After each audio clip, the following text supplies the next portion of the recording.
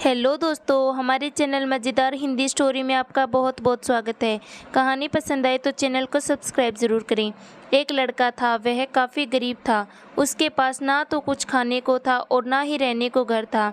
वह अपने दोस्त के घर रहा करता था। उसने एक छोटी सी कंपनी में पेंटिंग का काम करना शुरू कर दिया। धीरे धीरे उसके पास काफ़ी पैसे भी हो गए।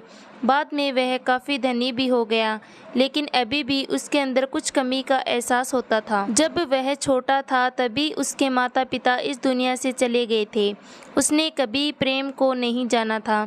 एक दिन जब वह अपने किसी काम से बाहर गया तो उसे एक लड़की दिखी जो कि काफ़ी अच्छी और खूबसूरत थी।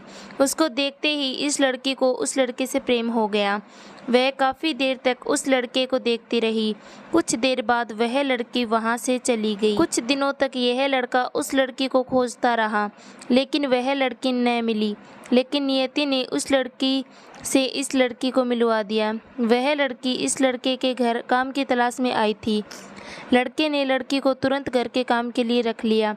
जब वह लड़की इस लड़के से मिलने आई थी तो उस समय इस लड़के ने कुछ शब्द भी साफ से नहीं बोल पा रहा था, जिससे लड़की को लगा कि यह लड़का गूंगा है। लड़का भी जान गया था कि यह लड़की हमें गूंगा समझती है। इसके साथ ही साथ यह लड़की समझ गई थी कि यह लड़का इस घर का नौकर है, ना कि मालिक है। अब जब भी यह लड़का उस लड़की के पास जाता तो गूंगा बन जाता है। धीरे धीरे वह लड़की इस लड़के पर काफ़ी रहम खाने लगी। अब उसे इस लड़के के लाचारी पर प्यार होने लगा, लेकिन फिर वह लड़की एक बात से डरकर पीछे हट जाती थी। इस लड़की के भी माता पिता बचपन में ही मर चुके थे। इस लड़की को इसके चाचा ने पाला था और वह चाहता था कि वह जब तक जिंदा रहे यह लड़की उसके खाने और पीने का पैसा दे। लड़की का प्रेम हद से भी बाहर जाने लगा। लड़के के एक हंसी पर भी वह लड़की दौड़े उस लड़के के पास पहुंच जाती थी। अब लड़का भी समझ गया कि इस लड़की को मुझसे प्यार हो गया है। लड़का भी बहुत ज़्यादा उस लड़की से प्रेम करता था। उसने पहले लड़की के बारे में सब कुछ पता किया। जब उसे सब पता चल गया तो वह बहुत रोने लगा, क्योंकि उसने गूंगे होने का झूठ बोला था। अब वह दिनों रात रोने लगा। लड़की सब अपने सैलरी में से लड़के की इलाज करवाने को कहती थी। एक दिन सुबह ही उस लड़की को पता चला कि वह लड़का हॉस्पिटल में भर्ती है। वह दौड़ते हुए जब हॉस्पिटल में पहुंची तो उसने देखा कि लड़का बेड पर बेहोश पड़ा है। उसके आसपास काफ़ी मशीन लगी हुई थी। जब लड़की डॉक्टर के पास पहुंची तो वहां पर डॉक्टर ने उसे बताया कि लड़का अब बोल नहीं सकता है।